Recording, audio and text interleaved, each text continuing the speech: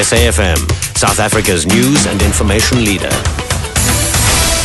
Thank you, Nancy. Coming up, High Court dismisses an attempt by Anti-Tolling Alliance and former head of China's Football Association goes on trial for corruption. Good afternoon.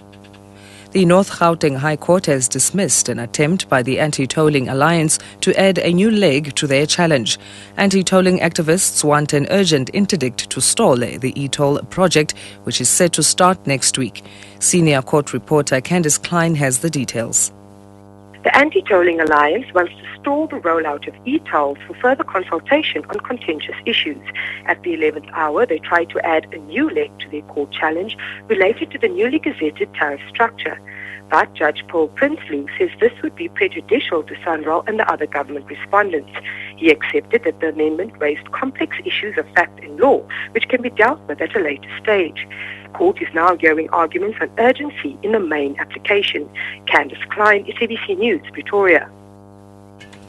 Defense lawyer in the Andries Tatane murder trial has branded the state's first witness a liar. Advocate Johan Nel has put it to the witness, Maketa Philip Selokwe, that the evidence he presented in the regional court in Vicksburg in the Eastern Free State contradicts the statement he made to the police. Nel said he would argue later in court that Selokwe was an evasive witness. State prosecutor Sello Matloko was forced to intervene, warning Nel not to use intimidating gestures when posing questions. The trial continues in the Vicksburg Regional Court. Deborah Litaba reports. State prosecutor Sello Matloko has warned defense senior counsel Johan Nel not to point fingers at the state witness, as that might intimidate him. At that time, Nel was raising his voice. State witness Maketa Philip Selokwe was adamant that he testified to the best of his knowledge of events that unfolded during the fateful day. Selokwe says the residents of Mekileng were angry with the response given by the then Sesotho Mayor Mbothuma Maduna as they continuously disrupted him. Nel put it to Maketa that he fabricated this evidence. The Office of the Public Protector has decided not to proceed with a full investigation of the head of crime intelligence, Richard Mdluli. Public Protector Thulima Donzela has told Parliament's Justice and Constitutional Development Committee that she took the decision after her preliminary investigation into the matter.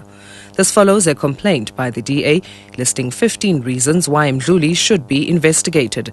These range from employing family members to the abuse of state funds and bribery. The hundreds of women who participated in the Caprisa 004 study will take to the streets in Durban on Thursday, demanding access to the microbicide gel. About 900 women were part of the study, which tested the effectiveness of a gel in HIV prevention for women. Results for the first ever successful HIV prevention tool were announced in Vienna in Austria in 2010. March coordinator Ketwane Mahlase says women have not been supplied with the gel, even though they were promised they would receive it. They are marching because they were promised that if this gel proves to be effective, they will have access to it after the study is long gone. Now the study was completed in 2010 and this has not happened. Caprisa says that there are other elements that are beyond their own control and want to know what these elements are on this day. In other parts of the world, the former head of China's Football Association and other officials from the sport have gone on trial on corruption charges. Xie Yalong is accused of accepting more than $250 million in bribes.